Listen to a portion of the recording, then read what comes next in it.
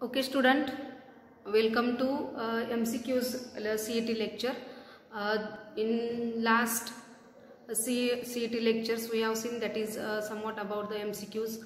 Today we are going to see that is about some MCQs on the some other next topic that is which mainly dependent on the absorption. Then again, how the transpiration takes place. What are the cells of the xylem and the phloem.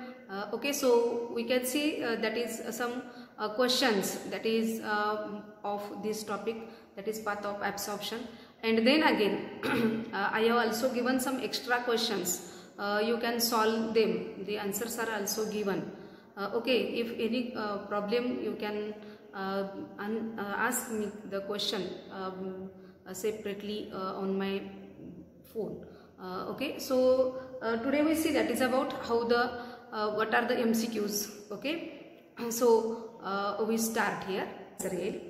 The next question that is, one of the following is not important factor of transpiration. So transpiration is the loss of water, okay, through the aerial part. मग transpiration जेव्हा होतं, ल्यूज मधून water loss होतं, या प्रोसेससाठी कोणता factor not important असं म्हटलेलं आहे. नॉट इम्पॉर्टंट बघा, पहिला आहे pH of cell sap. PH of cell sap मधला पीएच हा मेंटेन असणं गरजेचंच असतं.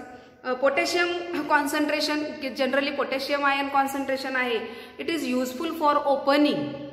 It is useful for opening the stomata. त्यामुळे पोटॅशियम आयन्स महत्वाचे आहेत.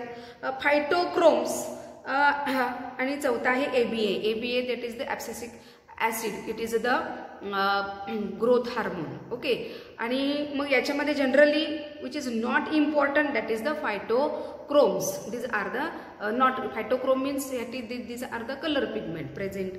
So these phytochromes, these are not important for the transpiration. Then water potential of pure water is always, आता याच्यामध्ये नक्कीच काय असेल, 0 असणार आहे. कारण युनिटी लेस दॅन 0 नाही आहे किंवा मोर दॅन 0 नाही आहे. तर वॉटर पोटेन्शियल हे प्युअर वॉटरचं 0 असतं. आणि जसं आपण त्याच्यामध्ये सोल्यूट ॲड करू तसं ते मोर निगेटिव्ह होत जातं. बरोबर आहे ना. त्यामुळं वॉटर पोटेन्शियल हे प्युअर वॉटरचं हे 0 असतं. That is the high water potential.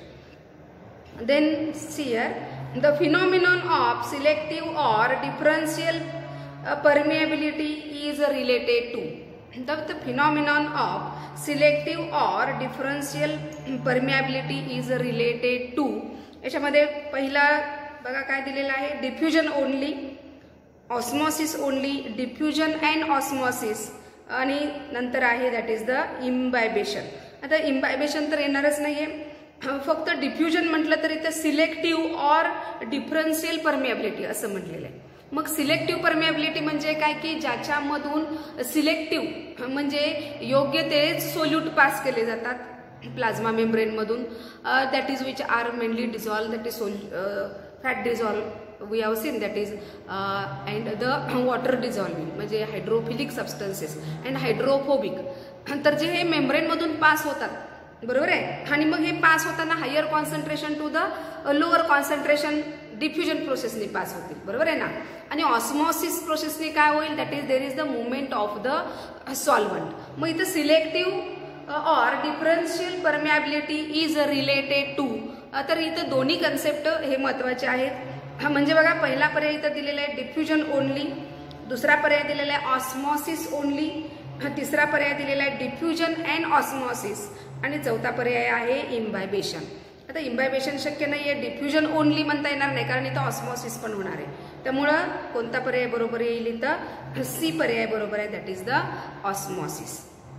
Then next that is osmosis is. आता इथं पर्याय जे दिलेले आहेत ते पर्याय बघा, पहिला पर्याय दिलेला आहे the movement of solute molecules from the region of its higher gravity to the region of its lower gravity through semi permeable membrane. म्हणजे आता इथे मुवमेंट ऑफ सोल्यूट म्हटलेलं आहे, पण ऑस्मॉसिस म्हणजे काय म्हणतो आपण, it is the movement of solvent.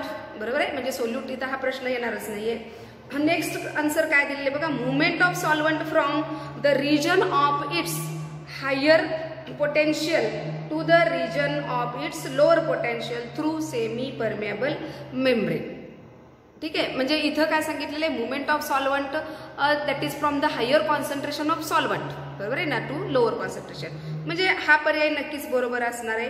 आता त्याच्या खाली दिलेलं आहे ऍब्सॉर्प्शन ऑफ सॉल्व्हंट, नाही, ऍब्सॉर्प्शन सॉल्व्हंटचं होत नाही. There is the movement of the solvent. Okay, and movement of the solvent molecules from higher concentration of solution.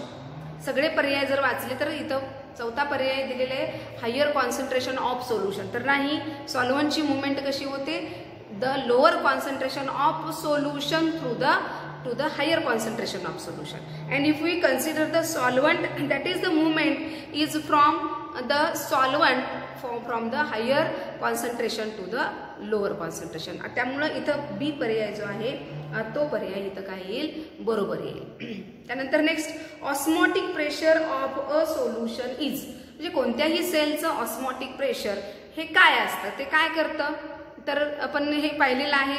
Osmotic pressure of solution is equal to its turgor pressure minus diffusion pressure deficit. नाही, कारण OP is equal to TP म्हणतो आपण, बरोबर आहे ना, त्यामुळं हा पर्याय इथं बरोबर येणार नाही. दुसरा पर्याय, the pressure which must be exert upon it to prevent passage of solute particles. Solute particle prevent करण्यासाठी हे सेमी परमेबल मेम्ब्रेनच्या बाजूनी तयार होतं असं हे म्हटलेलं आहे. That is the osmotic pressure. The pressure which must be exert upon to it prevent entry of water molecule into it across the semi permeable membrane. आणि चौथा पर्याय दिलेला आहे, the pressure which must be exert upon to prevent the passage of pure water into it across the differentially permeable membrane. आता differentially permeable membrane, त्यालाच आपण selectively permeable membrane म्हणतो. तर इथं डिफरन्शियली परमेबल मेम्ब्रेन असं न म्हणता इथं काय येईल त्याचा, तर पर्याय कोणता येईल, सी पर्याय बरोबर आहे. कारण इथं काय करतात, तर एक प्रकारचं ऑस्मॉटिक प्रेशर, की हे प्रेशर एक्झर्ट होतं to prevent the entry of the water molecule into it across the semi permeable membrane. Okay, that is means the osmotic pressure. म्हणजे ऑस्मॉटिक प्रेशर म्हणजे काय, that is it is the pressure which mainly produce inside the cell, that is to prevent the entry of water. म्हणजे water आतमध्ये येणार नाहीये यासाठी एक osmotic pressure develop झालेलं असतं. Okay, so here the C is the answer, that is it is the pressure which must be exerted upon to prevent the entry of water molecule into it across a semi permeable membrane. Then next बघा 62, which of the following has a highest water potential. आता आपण water potential बघितलेले बरोबर आहे ना. Water potential सगळ्यात जास्त वॉटरचं pure वॉटरमध्ये जास्त वॉटर पोटेन्शियल असतं आणि ते किती आहे, 0 आहे. जसजसं आपण त्याच्यामध्ये एखादा सोल्यूट ऍड करू तसं त्याचं वॉटर पोटेन्शियल काय होत जातं, डिक्रीज होत जातं, बरोबर आहे ना. मग इथं बघा, which of the following has a highest water potential. बघा, 1 मोल सॉल्ट सोल्युशन, 1 मोल शुगर सोल्युशन, प्युअर वॉटर, 1 मोल sugar solution with 2 to 3 bars pressure applied to it. तर इथं पर्याय कोणता बरोबर येईल, प्युअर वॉटर. कारण प्युअर वॉटरचं वॉटर पोटेन्शियल हायेस्ट असतं, दॅट इज द 0, बरोबर आहे ना. त्यामुळं प्युअर वॉटर हे याचं आन्सर आहे. ठीक आहे. त्यानंतर नेक्स्ट क्वेश्चन बघा, imbibition process involves. Imbibition process involves. Imbibition means what? That is the adsorption of the water by the hydrophilic substances. Okay, मग इम्बायबेशन मध्ये काय येईल, for synthesis of auxin, for synthesis of cytokinin, for synthesis of mineral, for increased absorption of water. Sorry 63 question बघा, 63 question. Imbibition process involves diffusion and metric potential, only diffusion, only capillary action आणि osmosis. तर इथं imbibition process involves diffusion and matric potential. म्हणजे काय होतं इम्बायबेशन प्रोसेसमध्ये काय होतं तर वॉटर हे ॲब्सॉर्ब केलं जातं आणि वॉटर ॲब्सॉर्ब केल्यामुळं तिथं ॲक्च्युली मुवमेंट होईल, वॉटर येईल आतमध्ये, परंतु तिथं सोल्युशन तयार होत नाही. म्हणजे इथं मॅट्रिक पोटेन्शियल तयार होईल आणि जे काही बाकीचे जे काही सोल्यूट आहेत पार्टिकल्स आहेत त्याचं काय होईल फक्त इथं डिफ्युजन होईल. सो फर्स्ट क्वेश्चन पर्याय हा बरोबर आहे. बघा पुन्हा एकदा क्वेश्चन 63 क्वेश्चन आहे. इम्बायबेशन प्रोसेस इन्व्हॉल्व्स, ओके, पहिला आहे डिफ्युजन अँड मॅट्रिक पोटेन्शियल, दुसरा आहे ओनली डिफ्युजन, तिसरा आहे ओनली कॅपिलरी ॲक्शन आणि चौथा आहे ऑस्मॉसिस. ओके, तर इम्बायबेशन प्रोसेसमध्ये फक्त डिफ्युजन होत नाही तर तिथं मॅट्रिक पोटेन्शियल सुद्धा डेव्हलप होतं. Then next question, root system in plant is well developed. प्लांट्समध्ये रूट सिस्टीम ही कशासाठी डेव्हलप झालेली आहे? For synthesis of auxin, for synthesis of cytokinins, for synthesis of minerals आणि नेक्स्ट पर्याय आहे for increased absorption of water. तर इथं बघा काय पर्याय बरोबर येईल? For increased absorption of water. कारण बाकी ऑक्सिन, सायटोकायनिन्स किंवा मिनरल्स हे सिंथेसिस केलं जात नाहीये, तर ते काय केलं जातं तर जे काही मिनरल्स आहेत ते ॲब्सॉर्ब केले जातात आणि ऑक्सिन्स आणि सायटोकायनिन्स हे ते सिंथेसिस तिथं रूट हेअरमध्ये होत नाही. Next, main conduction of water in and angiosperms occur through. एन्जिओस्पर्म्समध्ये main conduction of water it occurs through. पहिला पर्याय आहे ट्रकिड्स, दुसरा पर्याय व्हेसल्स, चौथा पर्याय सीव ट्यूब्स आणि डी पर्याय आहे कॉम्पॅनियन सेल्स. आता याच्यामध्ये मी थोडक्यामध्ये सांगेन तुम्हाला. जर आपण वॉटर कंडक्टिंग टिश्यू म्हणतो तर झायलम, झायलम it is the water conducting tissue. झायलम is water conducting, ठीक आहे. आणि phloem it is the food conducting tissue.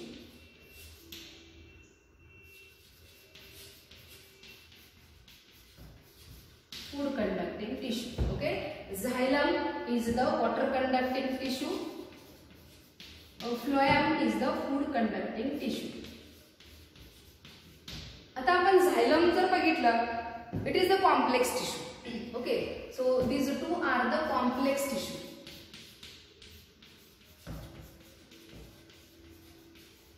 आता यामध्ये एक xylem आहे, दुसरा phloem आहे. That is, these are made up of the more than 2 cells. म्हणजे इथं आपण जर बघितलं तर हे एकापेक्षा जास्त सेल्सनी बनलेले. मग झायलम मध्ये जे काही सेल्स आहेत, xylem is made up of the 4 type of the cells. That is, one is the tracheids, दुसरा आहे वेसल्स, चौथा आहे थर्ड आहे झायलम फायबर्स आणि चौथा आहे xylem parenchyma. Xylem parenchyma. So these are the 4 type of the cells. आणि या 4 प्रकारही हे झायलम बनलेले, या 4 प्रकारच्या सेल्स. यापैकी जर ट्रकिड बघितलं आपण तर ट्रकिडचं स्ट्रक्चर हे इलॉंगेटेड असतं. मला वाटतं मी तुम्हाला आपल्या एका लेक्चरमध्ये कालचे सांगितलेलं आहे. ट्रकिड्स हे या पद्धतीने असतात. वेसल्स हे अगदी पाईपलाईन सारखं स्ट्रक्चर दिसेल आपल्याला, हे या पद्धतीने असतं. ट्रान्सवर्स एंड असतात वेसल्सना आणि ट्रकिड मात्र त्याला एंड जो असतो तो असा नॅरो असतो end tracheid cells. Xylem fibre हे अगदी असे धाग्यासारखं असतं. झायलम पॅरेन्काइमा लिव्हिंग सेल्स असतात. That is for the storage of the food. मग जनरली इथं बघा झायलम मध्ये जे ट्रकिड्स आणि वेसल्स असतात, these are mainly water absorbing or the water conducting cells. यापैकी एन्जिओस्पर्मिक प्लांट्स मध्ये जास्तीत जास्त प्रमाणात वेसल्स असतात की ज्याच्या मार्फत काय होतं वॉटर कंडक्ट केलं जातं. ठीक आहे. आता फूड कंडक्टिंग टिश्यू मध्ये मात्र मग इथं आपल्याला वेगवेगळे सेल्स बघायला मिळतील. That is the sieve tubes, किंवा सीव सेल्स. त्यानंतर दुसरा आहे कॉम्पॅनियन सेल्स. तिसरा आहे सीव प्लेट्स पण असतात त्याच्यामध्ये. आणि फ्लोएम,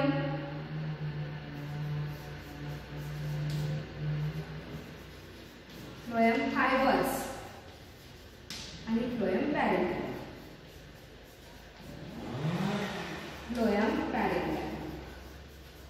तर या पद्धतीने इथं आपल्याला हे सेल्स फूड कंडक्टिंग मध्ये येतील. मग फूड कंडक्टिंग टिश्यू मध्ये सीव ट्यूब्स जे असतात हे ट्यूब लाईक स्ट्रक्चर असतं. सीव ट्यूब आणि जनरली आपल्याला हे या पद्धतीनं असे सीव ट्यूब्स दिसतील. Sieve cells these are mainly present in the pteridophytes. Sieve cells हे टेरिडोफाइट्स मध्ये किंवा जिम्नोस्पर्म्स मध्ये प्रेझेंट असतात. Sieve tubes these are present in the angiosperm. आणि हेही आपल्याला असं पाईपलाईन सारखं हे स्ट्रक्चर असतं की ज्याच्यामधून काय केलं जातं, फूड कंडक्ट केलं जातं. That is from the leaf to the other floral parts, the other plant parts. Okay, so here the vessels which mainly useful to conduct the water from the root to the upward part. Okay, so it is about here the xylem. It will be tracheids, made up of tracheids, vessels, xylem fiber and the xylem parenchyma. While here in the phloem is made up of the 4 type of the cells.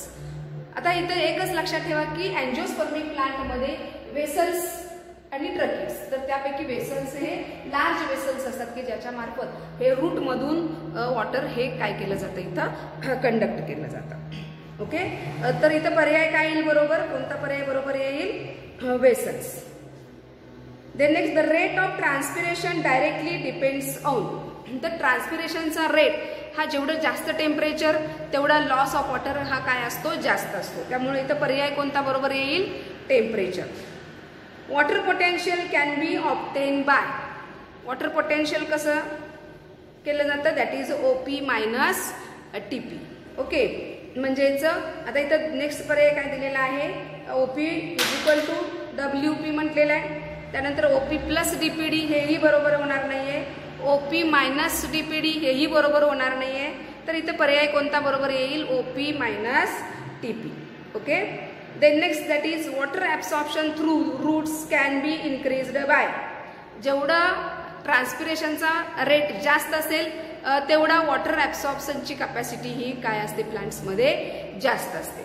Okay, so here the water absorption through root can be increased by increased transpiration. Increased rate of photosynthesis येणार नाही, decreased transpiration तर नाहीये, आणि decreased absorption of ions हेही येणार नाही. Next, capillary theory to explain the ascent of sap was proposed by. आता या ज्या थेरी आहेत त्याच्यामध्ये root pressure theory, capillary theory, cohesion adhesion theory, याच्या थेरीज आहेत त्या आपण डिटेल बघणार आहोत. तर या सायंटिस्टचं नाव आहे बोईन. डी पर्याय बरोबर आहे. In hot summer day plant cooling is due to. Hot summer day मध्ये प्लांट कुलिंग हे कशामुळे होतं, तर जनरली काय होतं, तर उन्हाळ्यामध्ये आपल्याला झाडाखाली गेल्यानंतर थंड वाटतं. का थंड वाटतं, तर काय होतं, तर जेवढं टेम्परेचर जास्त असेल तेवढा ट्रान्सपिरेशनचा रेट हा काय असतो, जास्त असतं. तेवढं पाणी हे लीव्हजमधून काय केलं जातं, बाहेर फेकलं जातं. आणि हे ट्रान्सपिरेशनचा रेट जास्त असल्यामुळं आपल्याला झाडाखाली काय वाटतं, थंड वाटतं. बरोबर आहे ना. मग इथं काय सांगितलेलं आहे बघा, in hot summer day plant cooling is due to. कशामुळे होईल, loss of water vapours from leaves, transport of water in plants, loss of liquid water आणि loss of water from entire plant. तर याच्यामध्ये पर्याय कोणता बरोबर येईल, loss of water vapours from leaves. Okay, that is known as the transpiration. And then next question, see that is here, transpiration increases by, that is the high temperature. Then transpiration is helpful in plants in, कशासाठी helpful असेल बघा, loss of excess of nutrients, loss of excess of water, upward conduction of water आणि downward conduction of water. तर जेवढा transpiration प्रोसेसमध्ये transpiration पूल जेवढा जास्त असेल तेवढं काय होतं इथं, तर ॲब्सॉर्प्शनचा रेट हा काय असतो, जास्त असतो. त्यामुळं अपवर्ड कंडक्शन ऑफ वॉटर हे याचं आन्सर बरोबर आहे. त्यानंतर नेक्स्ट क्वेश्चन बघा. Movement of molecules of gases, liquids and solutes from the region of higher concentration to the region of lower concentration is termed as. Okay, आता इथं freely movement आहे आणि higher concentration to the lower concentration ions, atoms किंवा मॉलिक्युल्सची movement होत असेल, लिक्विडची movement होत असेल, गॅसेस होत असतील तर त्याला आपण काय म्हणतो, diffusion. Okay, so the answer is the diffusion. म्हणजे इथं ऑस्मॉसिस, ट्रान्सपिरेशन आणि इव्हॅपोरेशन हे आन्सर होणार नाही. त्यानंतर नेक्स्ट क्वेश्चन बघा. A cell has osmotic potential of -16 bars and pressure potential of 8 bars. The water potential will be. ठीक आहे, मग इथं काय येईल, ऑस्मॉटिक पोटेन्शियल म्हणजे सबस्ट्रेट पोटेन्शियल म्हणतो त्याला आपण. Osmotic potential plus pressure potential is equal to water potential. मग osmotic potential, water potential is equal to psi W is equal to psi S plus psi P. हे आपण बघितलेले बरोबर आहे ना. मग psi S म्हणजे psi W म्हणजे याला काय म्हणतो आपण, वॉटर पोटेन्शियल. आता इथं psi S ची व्हॅल्यू काय दिलेली आहे त्यांनी, म्हणजेच इथं -16 बार ऑस्मॉटिक पोटेन्शियल म्हणजे substrate potential that is the -16 आणि प्लस इथं प्रेशर पोटेन्शियल किती दिलेले आहे त्यांनी, pressure potential 8 bars. So here water potential will be the -8 bars. Water potential काय लिहायचं, -8 bars. ओके, बरोबर आहे. मग इथं पर्याय काय दिलेत त्यांनी बघा, 24 B8 दिलेला आहे, त्यानंतर -8 दिलेला आहे आणि D20 -24. इथं काय येईल पर्याय, -8 bars. With increase in turgidity of a cell surrounded by water, the wall pressure will. आता जसं टर्जिडिटी सेलची इन्क्रीज होईल, वाढेल, तसा the cell by surrounded water the wall pressure will be. काय होईल, जर टर्गर प्रेशर वाढत असेल तर वॉल प्रेशर, टर्गर प्रेशर आणि वॉल प्रेशर हा कन्सेप्ट आपण बघितलेला आहे. Turgor pressure which is from the cell sap towards the wall. Okay, आणि वॉल प्रेशर टर्गर प्रेशरच्या अपोजिट असतं, परंतु ते इक्वल असतं. मग जसं टर्गर प्रेशर वाढेल तसं वॉल प्रेशर सुद्धा काय होईल, वाढेल. बरोबर आहे, परंतु हे दोन्ही कसं असेल, एकमेकाच्या अपोजिट असतील. Okay, so here the turgor pressure increases, that is the turgidity of the cell. Cell turgidity increase होते, सेल फुगेल, तसं त्याचं वॉल प्रेशर सुद्धा काय होईल, इन्क्रीज होईल. म्हणजे इथं पर्याय कोणता बरोबर येईल, कोणता पर्याय बरोबर येईल, इन्क्रीजेस. बरोबर आहे ना. डिक्रीज, फ्लक्च्युएट किंवा रिमेन अनचेंज्ड असं म्हटलेलं आहे, तर इथं काय येईल पर्याय, increases. Water in plants is transported by xylem and xylem vessel elements. आताच आपण बघितलं, कॅम्बियम येणार नाही, फ्लोएम येणार नाही, इपिडर्मिस आउटर लेअर असतो तो, त्याच्यामधून वॉटर मुवमेंट होणार नाहीये. तर वॉटर मुवमेंट कशातून होईल, xylem and xylem vessel elements. Okay, next question बघा. The phenomenon of uptake of water at the expense of energy by cell and usually against the concentration gradient is known as. आता आपण याच्यामध्ये active absorption आणि passive absorption हे दोन concept बघितलेले आहेत. बघा, the phenomenon of uptake of water at expense of energy. Expense of energy म्हणजे इथं एनर्जी लागते, ATP एनर्जी लागते, that is there is a expenditure of energy. आणि पॅसिव्ह आणि ऍक्टिव्ह ऍब्सॉर्प्शन मध्ये आपण बघितले for the passive absorption there is no expenditure of energy, while for the active absorption there is expenditure of energy. Okay, म्हणजे इथं काय येईल पर्याय बघा. पहिला पर्याय ऑस्मॉसिस दिलेले, ऑस्मॉसिस. दुसरा पर्याय दिलेला आहे ऍक्टिव्ह ऍब्सॉर्प्शन, दुसरा दिलेला आहे पॅसिव्ह ऍब्सॉर्प्शन आणि चौथा दिलेला आहे इम्बॅबिशन. ठीक आहे, तर इथं आन्सर काय येईल active absorption. Okay student, so today we stop here. बाकीचे राहिलेले क्वेश्चन्स तुम्ही सॉल्व